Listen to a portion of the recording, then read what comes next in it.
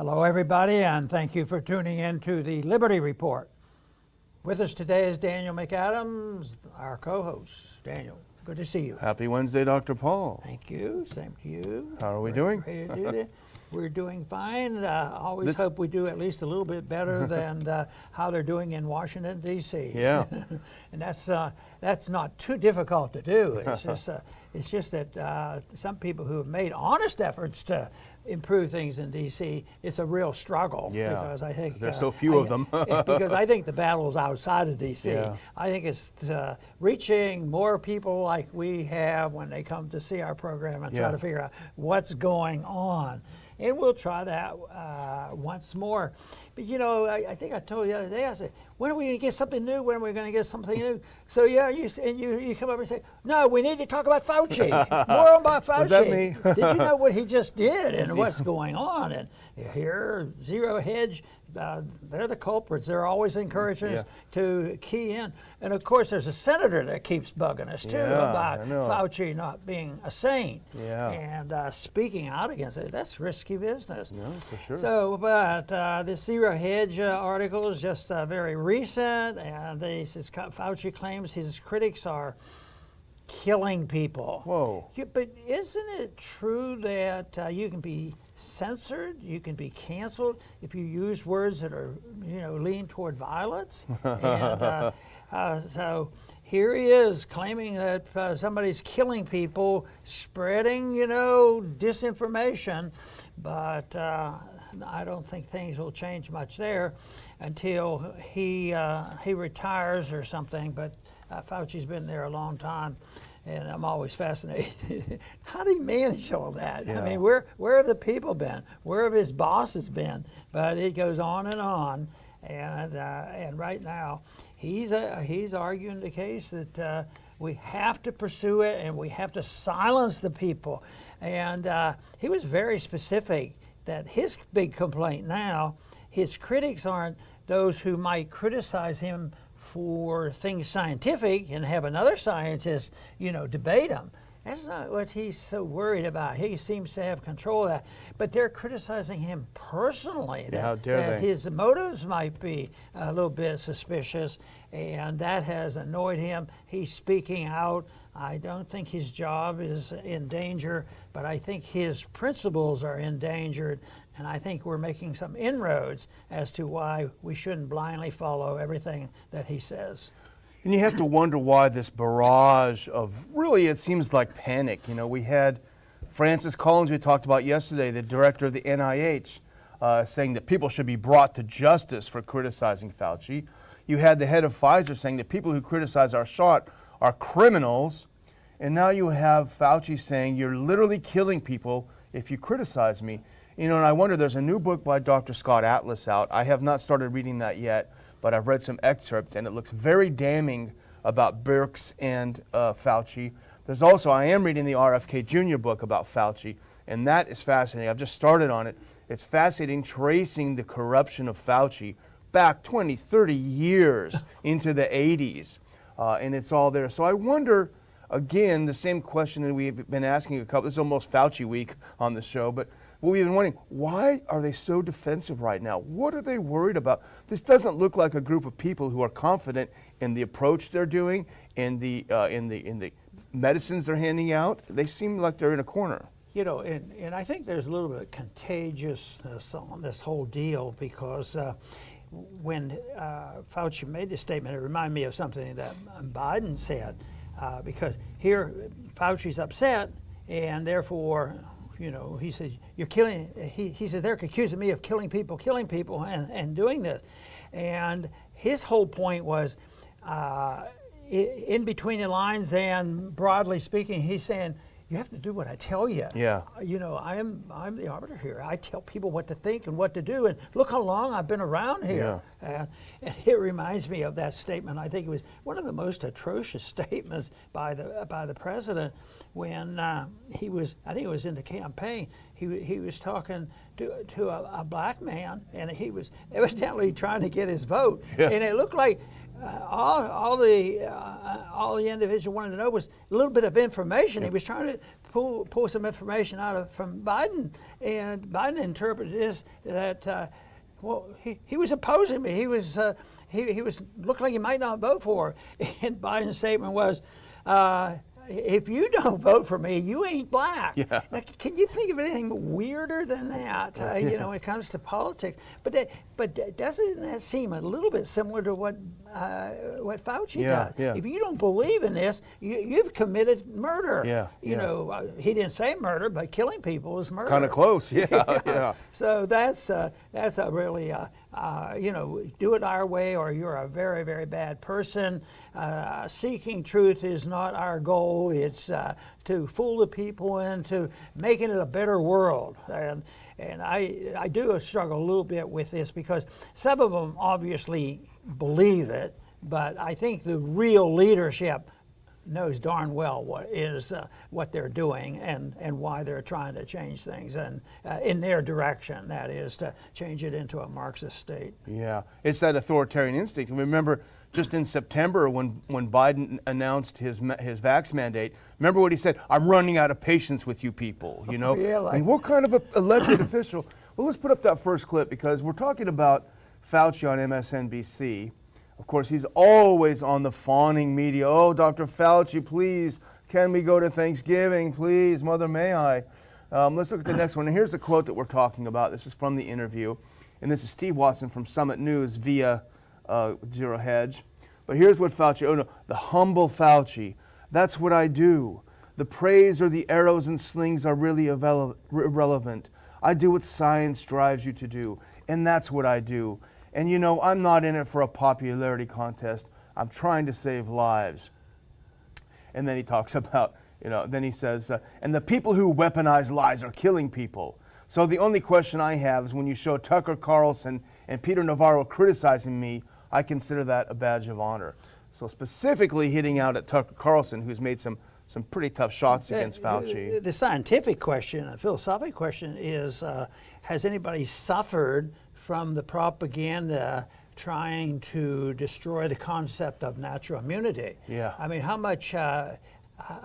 many mistakes were made because of that, and how many vaccines were given, and how many vaccines are now even extended to given to kids? Yeah. And it seems like the propaganda is powerful enough, and the parents, they're convinced that it's the best thing for their kids. But at the same time, the parents who are waking up are saying, that motivates them to go to the Parent-Teacher Association meeting and raise Cain about some of the things going on in the school.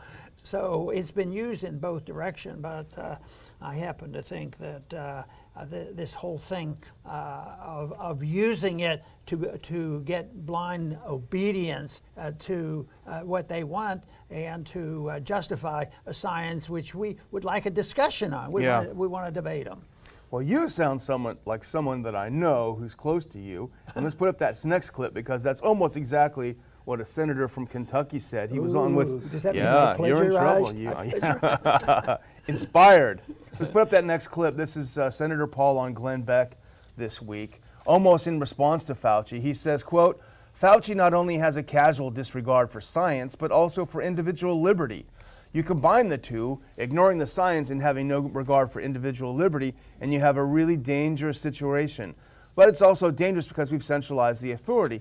And he goes on to say, and this is the part exactly what I was saying, it sounds like what you were saying. He said, I have opinions on where the virus came from. I have opinions on how to treat it, but they're my opinions. You don't have to take them. If you agree with me, you can listen to my opinions.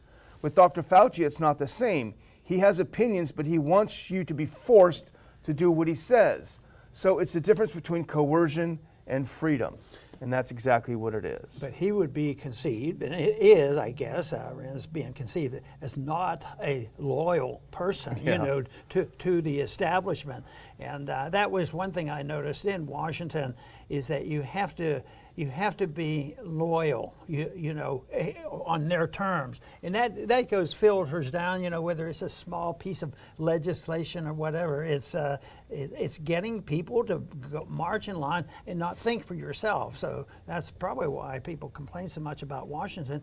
It's almost prohibited that you can really think for yourself. I mean, look at what happens when one Republican or one Democrat decides to go in the direction of libertarianism. Boy, they can be ridiculed pretty fast. And there's so much evidence about Fauci. In fact, he's an admitted liar, a self-admitted liar. And let's put up this next clip, because this is Axios reporting on a New York Times interview that Fauci did a few months ago, where he admitted that he lied to people about herd immunity and about how many people had to take the vaccine. He acknowledged that he slowly but deliberately had been moving the goalposts. And here's a quote from Fauci. Here's his this is his confession. When polls said only about half of Americans would take a vaccine, I was saying herd immunity would take 70 to 75%. Then when newer surveys said 60% or more would take it, I thought, I can nudge this up a bit. So I went to 80, 85. We need to have some humility here. We really don't know what the real number is. I think the real range is somewhere between 70 and 90. But I'm not going to say 90%. So he admits that he lied to people, but we can't criticize him for anything because then we're killing people. And guess what? He's still lying. Let's do the next one. He said just a couple of months ago, take the shot, 100% effective. You'll never catch the disease. You're going to be fine. Well, here's Fauci today. Fauci in the Hill says that changing the definition of fully vaccinated to include boosters is on the table. He did it again, but you can't recognize it or point it out, or you're a murderer. He's sort of, maybe you could say he's between a rock and a hard place, because he has a dilemma. Is he going to be accused of being a liar? That's not very nice. But otherwise, if his facts are wrong, maybe he's not so smart. So he's in a problem getting out of this. So I would suggest that we replace him and get a new person. But first, get rid of the whole department. I saw the budget that, NIH and CDC, they get a lot of money. Yeah. It's not millions of dollars, it's billions of dollars. And it sort of, helps a bunch of corporations, especially the pharmaceutical companies, make a lot of money. So. Yeah. But I don't think they'll ever get to the point where, oh my goodness, I'm in a fix. Should I continue with my lies? Or I can't admit I'm dumb. I'm the smartest man around. Yeah. So he's not going to admit that. So what he has to do is have two sides of every issue. Oh no, I'm not lying. I'm here. I can show you. This is what I said yesterday. Well, here's another dilemma that he and they face. And this is not an original idea of mine, and someone else put it much more cleverly. But the dilemma they have is convincing the unvaccinated that the shot works so well that they need to get it, while at the same time convincing those that are vaccinated that the shot doesn't work very well, so you need to get a booster shot. Right? Talk about a dilemma. And wear masks. And wear a mask. Fully vaccinated people are still told that they have to wear masks. It works and doesn't work at the same time. That's a pretty tough sell, if you ask me. Yeah. That's why he's so nervous. You'd think more people. So there's some waking up. And that's good, but we need a lot more awakening in the very positive sense. Yeah. So. Well, I guess we can move on from Fauci. We punched him around enough. We promise not to bring his name up the rest of the program. Yeah. Can we make it through the program? Let's give it a shot. Probably not. We'll give it a shot. But I guess it's important if it comes into our minds. Okay, here's something that's a little bit different. Yeah. But it also is dealing with a principle that we just got done talking about, is about what rights are and how do you correct social problems and how you deal with the whole subject of discrimination, this sort of thing. But here's a headline: some disloyal Republicans, 21 House Republicans push to make transgenders a federally protected class.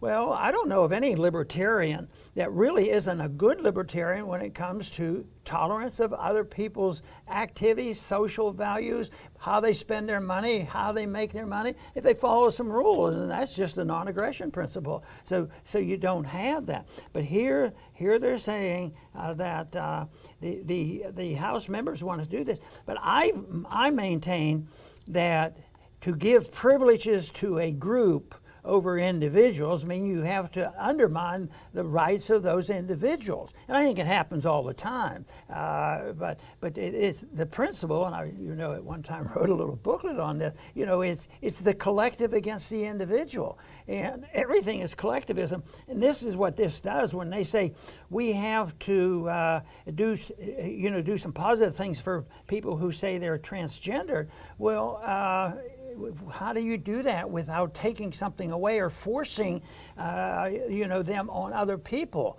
And that's why it can be sorted out very easily. It's called voluntarism, nonviolence and voluntarism. And all of a sudden, people don't have a right to punish. And they certainly don't have the right to pick and choose one group over another. And of course, that type of thing has been going on for a long time. But I would say, in the last several decades, it's gotten much worse that we think of rights as something in a group. You belong to this group. This is your group, and you qualify for certain privileges, and they're usually benefits at the expense of somebody else.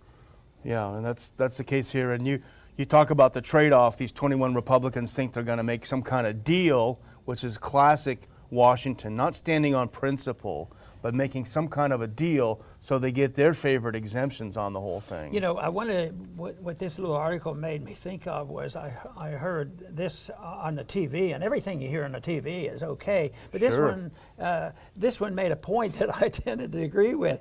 I understand why it's being said, but the announcer was saying, well, one thing, and he said it casually, not like he was really, really taking on the world. He says the media, he implied that the media should not call all this robbery and violence in the city and stealing and doing things like they did to Best Buy. It should never be referred to as looting. Yeah. Looting is too strong. And that falls into the category of how about paying to get out of prison for temporarily. The bail, yeah. Getting the bail. Yeah. I mean, bails are much too unfair. They discriminate against people who rob and kill. Yeah. So that's the whole problem. There's a lot to be learned about that. In fact, we do have that story next, because that's the exact thing that's happening. And here, let's look at a couple of clips to set it up. Here's one from Zero Hedge, which is our go-to in many of these things. This next clip: Best Buy crashes as margins slide due to, quote, organized retail theft. Now, you and I, Dr. Paul, may call that looting. Let's look at the next one. This is happening all over the country. Here's San Jose. Group steals items worth more than $40,000 from Lululemon. I don't know what that is. I think it's a clothing store. And that's not even it. They're not going for the Walmarts, Dr. Paul. Let's look at that next clip. They're heading over to Louis Vuitton. They cleared it out completely. These handbags, I know it's a little above my price tag. They can be $3,000, $5,000 each for these purses, ladies' purses. So it's not going to be any under my tree. It's going to be under these guys' tree because they stole them. And we have, in fact, a short clip of them in broad daylight.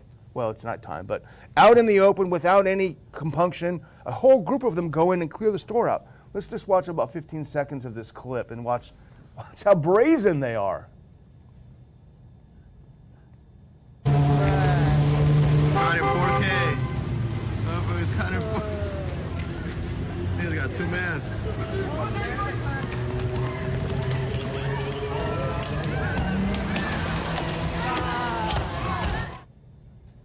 But I was happy to see he had his mask on. I think at least he was a little bit considerate of others. But see, the only way I can get around a bit of an explanation is trying to understand what motivates the authoritarians, especially the Marxists, is that they claim in an intellectual manner, and that's the way they live their life, that there is no objective definition or understanding of what truth is. So if it doesn't exist, looting is much too strong. They're getting something that's they deserve. Yeah. They have a right to it. They demand it and they need it. and that becomes a right.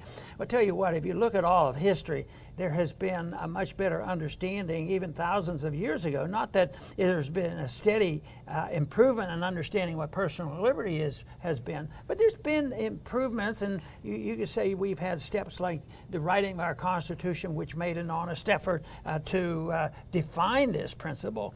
But that I think is the basic problem, because they do not believe they are looting, and then that's why there should be no imprisonment. They want this whole idea of don't defund the police. They want to get rid of the prisons. Yeah. You know, some of them, and of course, right now what we're arguing is there's some people who say, hey, that's a little bit too much, and they took to the polls, you know, just recently in Virginia and other places. Maybe they'll do the same thing, and because that to me is the ultimate test on what's happening. The people have to respond unfavorably toward all this nonsense, and we're seeing signs of that. And you made a great point in your speech to the Future of Freedom Foundation recently, that property rights is the bedrock of civil liberties, you know, and that's because exactly. you can defend almost any personal liberty. I keep thinking, well, what can they do in a public place? I said, well, we should have private property. How would you do it in your house? Yeah. So if you think of immigration problems, think about, should those rules apply to your house or to Pelosi's house? Maybe if they were applied to Pelosi's house, they'd wake up and find out what they're really doing to us. Well, you know, she just bought a $10 million home in ... Florida, right? Where DeSantis is literally killing people. There should be a law against that. Yeah, there should. Well, let's look at this clip now. This is sort of the punchline. We've extended it beyond what it should be. But here's the whole point. We've seen a bunch of people looting, but the Channel 7, the ABC affiliate in the Bay Area, brought on an expert saying, experts caution the use of looting in describing rash of Bay Area smash and grabs. The next one is a quote from from an expert. This is from Lorenzo Boyd, PhD, and a professor of criminal justice. He said, looting is a term that we typically use when people of color or urban dwellers are doing something. We tend to not use that term for other people when they do the exact same thing. I don't know about that. I don't think anyone would notice the color of skin if you're breaking in a store and stealing stuff. You're looting, but apparently you would think so. Apparently it's racist to use that term, so Yeah. we're going to have to think of another term. Yeah, and if you don't go along with this, you don't qualify. Yeah. You know, that thing that I complained about a little while ago, that sort of solidifies the principle some people claim that, race is used as a weapon in politics. You know, that if you belong to a certain group of people, you are going to automatically, vote for the party that's going to give you more stuff. Yeah. It has nothing to do with defending personal liberty. Yeah. Well, I have a couple of them. More California news. Yeah. The California news. There's a city in California called Santa Cruz, Yeah. and they're on the ball. They don't want to miss anything, so they said mask up. Even in your own house, the city orders. It looks like they've already done it. They've ordered this. Now that doesn't make a whole lot of sense, especially since most everybody is conceding that. Well, at least they claim that vaccines are what can be helpful and prevent all this nonsense and social distancing, but it's almost proof that they don't believe in that vaccines are worth it. Yeah. And I think when you see people having 2 and 3 and 4 shots, and you see these people that after all these shots, I don't think they keep accurate statistics, because sometimes people die and they might not say, well, had COVID. How many shots did he have? Yeah. I mean, it's not worked out in detail. But I think the vaccines are not useful very often, especially in the COVID vaccine. The liberals in Santa Cruz agree with you. They think the vaccines are terrible because you still have to wear masks in your own home. They don't trust them. They don't trust them. I'm just surprised it's only 1. I think it should be at least 5. Let them all suffocating, I won't say any more, but it is crazy, and it's not funny, but it's funny. I've been to Santa Cruz. It's a weird place anyway, but the thing is, you have to wear a mask even in your own home. That's going to put a damper on Thanksgiving. But it's not just a joke. There actually are serious fines and possible jail time. Now, you can run over your girlfriend in a car and get off with $1,000 bail. But if you host a party in your house without a mask on, you're going to go to the Slammer in Santa Cruz. That's really brilliant. Yeah. Isn't it? So, Great. I have another item here, and you might have a comment for this, and that is this business in Florida. Biden administration asked U.S. Appeals Court to reinstate the OSHA rules. Yeah, and the I think it was vaccines. Florida that wrote the law that said they can't do this. So in a way, it was a contest between states and the federal government and that sort of thing. But the courts have right now have been very sympathetic to the fact that the federal government has overstepped itself, and that they should not. I think Biden wants to make sure if you're a businessman, you have 100 people or more, we can tell you exactly what you have to do. And I said, well, what if you have 99? Yeah. I heard somebody predict, we have 500 people. We're just going to have 5 companies. Yeah. That's really a tough one for us Yeah. to work out, because we don't agree with your proposal. And that's exactly what the Fifth Circuit said when they knocked down the OSHA rule. They said it's completely arbitrary. What if you have 99? What if you have 67? That they don't count, but 100 or more. They said it absolutely makes no sense. It's not rooted. So they have a stay on the OSHA order, and of course that goes to the Sixth Circuit in Ohio for appeal, the federal courts in Ohio for appeal, and they had been waiting to see what the Biden administration had done. In the meantime, OSHA had suspended its implementation of the vaccine mandate because they had been told that they can't do it.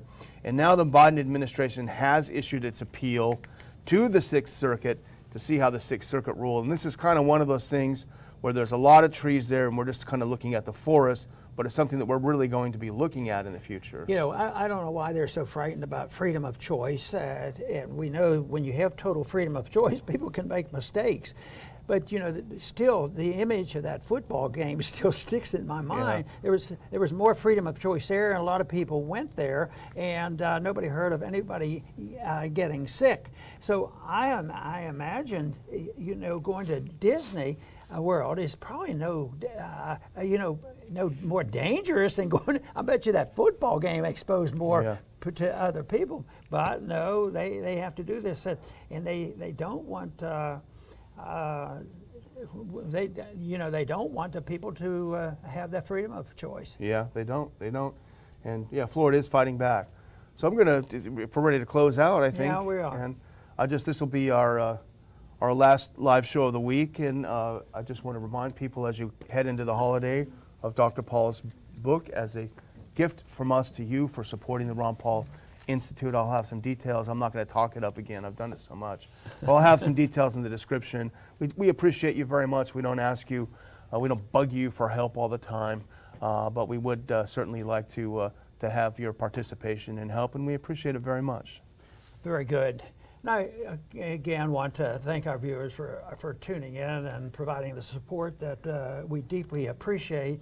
And also, I'm always keen on trying to point out what the role of government ought to be, and the role of government should be very minimal. The responsibility of individuals is very great, because I think that's where the decisions have to be made.